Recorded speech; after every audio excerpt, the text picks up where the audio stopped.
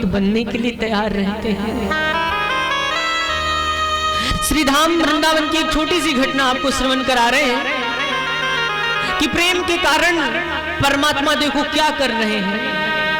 श्री धाम वृंदावन में एक घटना घटी। एक बहुत ही अच्छे और प्यारे संत रहते थे जिनका नाम है श्री माधव दास जी महाराज। क्या नाम है? माधव दास जी महाराज। माधव दास जी महाराज का नियम था कि वे लता और पत्तों के बीच में ऐसे छुप करके रहते थे, वृक्षों के बीच में ऐसे छुप करके रहते थे और छुप करके ही राधा कृष्ण भजन करते रहते थे। कभी बाहर नहीं निकलते थे, ऐसे पत्तों के बीचों में छुपे रहते और छिप करके ही राधा कृष्ण ऐसे भजन करते रहते थे। प्रतिदिन का उनका यही नियम था। और जानते हो, जब उनके प्रसादी का समय होता ना तो भोजन कहां से पाते थे? दोपहर में जब 2 बज जाते थे ना, और जब आश्रमों में संत प्रसादी पा करके जब प्रसादी पा ले और उनकी पत्तलें जब बाहर फेंक जाएं, और जब श्री माधव दास जी महाराज को ये बात पता चल जाए कि अब पत्तलें फेंक गई हैं, तब वे पत्तों से बाहर निकलते और एक पत्तल रख करके सभी पत्तलों की जूठन इकट्ठा करते। क्या?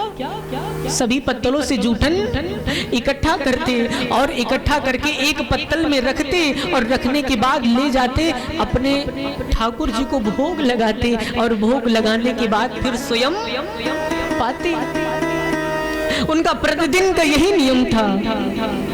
जब संतों की प्रसादी हो जाए, पत्तलें फेंक जाए, बाहर निकले, इकट्ठा करें एक पत्तल में, अपने ठाकुर को भोग लगाएं और भोग लगाने के बाद खुद पावें। लेकिन आज कुछ थोड़ा सा गलत हो गया, आज थोड़ी सी सरकार ने लीला कर दी। क्या? आज भी माधव दास जी ने भजन किया, 2 बज गए, संतों की प्रसादी हो गई, पर पत्तल बाहर फेंक गई। और माधव दास जी महाराज बाहर निकले और निकलने के बाद उन्होंने प्रसादी को ही पत्तल में इकट्ठा किया और इकट्ठा करने के बाद आज वे अपने ठाकुर जी को भोग लगाना भूल गए। अपने ठाकुर जी को भोग लगाना भूल गए और क्या किया? पत्तल से उठाया और अपने मुख में रख लिया। अब जब अपने मुख में ग्रास रख लिया तब उनको याद आ गया कि अरे आज तो बहुत बड़ा पाप हो गया, मैंने अपने ठाकुर जी को भोग नहीं लगाया। मैं कैसा भक्त हूँ, मैंने अपने सरकार को खिलाए बगैर खा लिया। मुझ जैसा अपराधी कौन हो सकता है कि मैंने आज अपने ठाकुर को भोग नहीं लगाया। अब वे सोचने लगे कि आज तो बहुत बड़ा अपराध हो गया और आज उनकी स्थिति ऐसी हो गई है कि जो ग्रास अंदर मुख में रख लिया है उसको निगल भी नहीं सकते और उगल भी नहीं सकते। क्यों? अगर अंदर निगल लिया तो अपराध लगेगा कि ठाकुर को भोग नहीं लगाया, और अगर निगल लिया, अगर उगल दिया तो फिर अपराध लगेगा कि संतों की शीत प्रसादी को हमने उगल दिया। अगर निगला तब भी अपराध और उगला तब भी अपराध। आज उनकी ऐसी स्थिति हो गई है कि माधव दास जी महाराज कुछ सोच नहीं पा रहे हैं।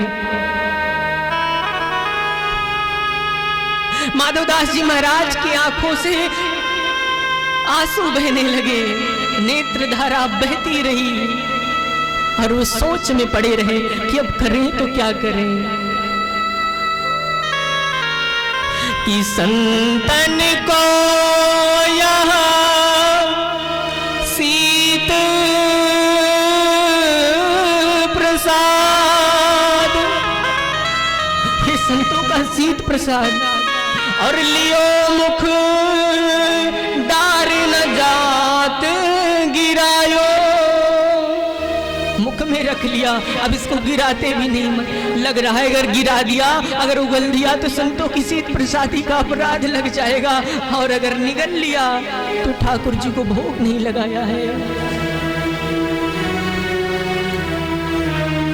आज ऐसी स्थिति में फंस गए हैं ना माधव दास जी महाराज कि उनको कुछ समझ ही नहीं आ रहा है कि हम करें तो क्या करें। कि लीलत लाज लगे मन में और मनमोहन को नहीं भोग लगायो। आज उनकी स्थिति ऐसी हो गई है कि भईगत सांप छछूंदर की ऐसी स्थिति हो गई है कि कुछ समझ ही नहीं आ रहा है। और काह करूं कछु सोच न पायो, कुछ भी समझ में नहीं आ रहा है। माधवदास जी महाराज मुख में ग्रास रख करके ऐसे बैठे हैं, रो रहे हैं और रोते रोते सारा दिन गुजर गया और सारी रात्रि गुजर गई, लेकिन माधवदास जी महाराज के आंसू नहीं बंद हो रहे। कि बीत गयो वह वार बिनीत और गई रजनी दिन दूसरो आयो। दूसरा दिन आने लगा। रात भर माधवदास जी महाराज आंसू बहाते रहे और जब सवेरे का समय हुआ ना, जब ब्रह्म मुहूर्त का समय हुआ, तब स्वयं भगवान श्री कृष्ण माधवदास जी महाराज के सामने प्रकट हो गए और प्रकट होने के बाद बोले, माधव आज मैं तुम्हारे पास आ गया, आज मैं तुम्हारे पास आ गया। कि माधव पास तुम्हारे आयो, माधवदास मैं तुम्हारे पास आ गया।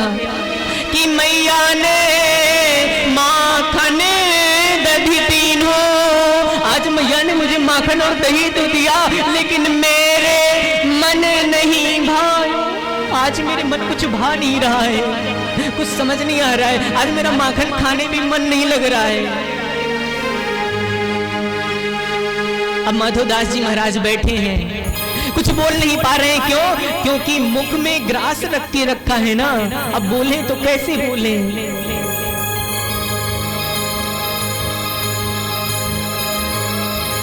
माधवदास जी महाराज रो रहे हैं, भगवान उनके समक्ष आकर के बैठ गए। भगवान ने कहा, माधवदास क्यों रो रहे हो?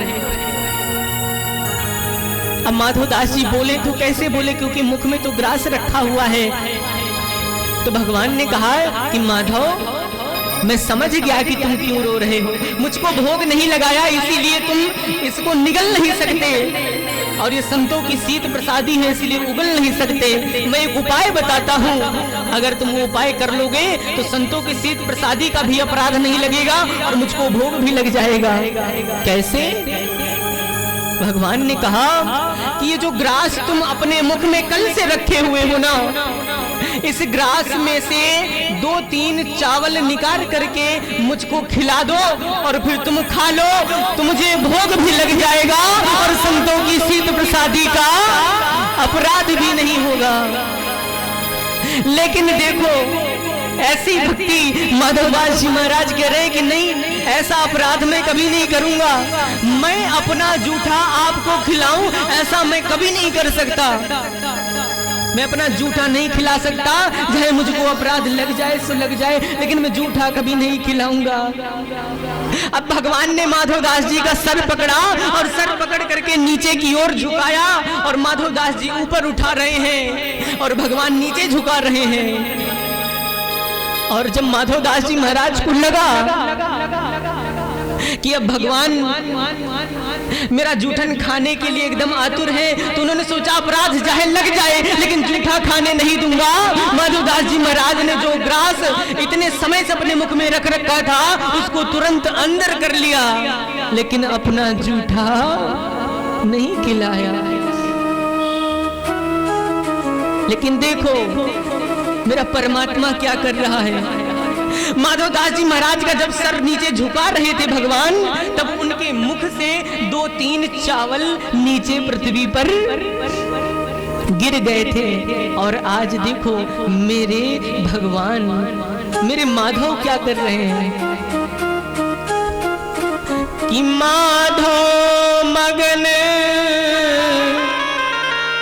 भय मन में, और जब माधव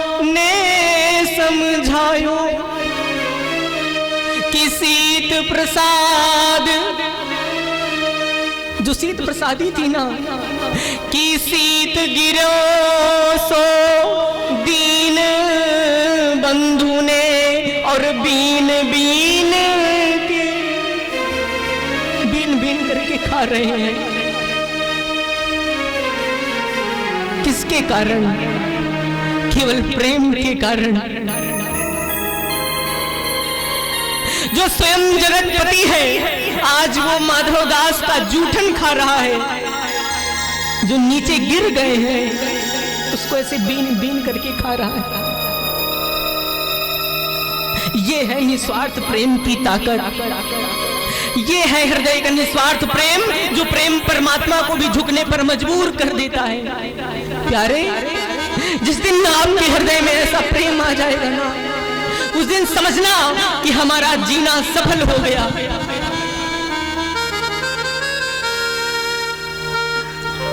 आपके जीवन में कुछ आए या ना आए, बस थोड़ा सा प्रेम आ जाए, वो भी ऐसा प्रेम कि जिस प्रेम के आने के बाद आपके हृदय में किसी भी प्रकार की कोई कामना ना रहे, किसी भी प्रकार की कोई चाहना ना रहे। ऐसा प्रेम, कहीं भी जाना नहीं पड़ेगा।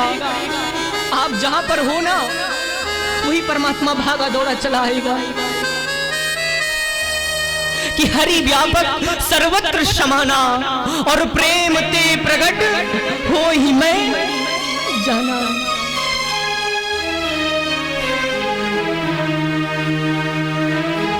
आपके हृदय में प्रेम आ जाए, बस और कुछ नहीं। आज अपनी वाणी को यहीं पर विराम, आगे कल यहीं से कथा आगे बढ़ेगी।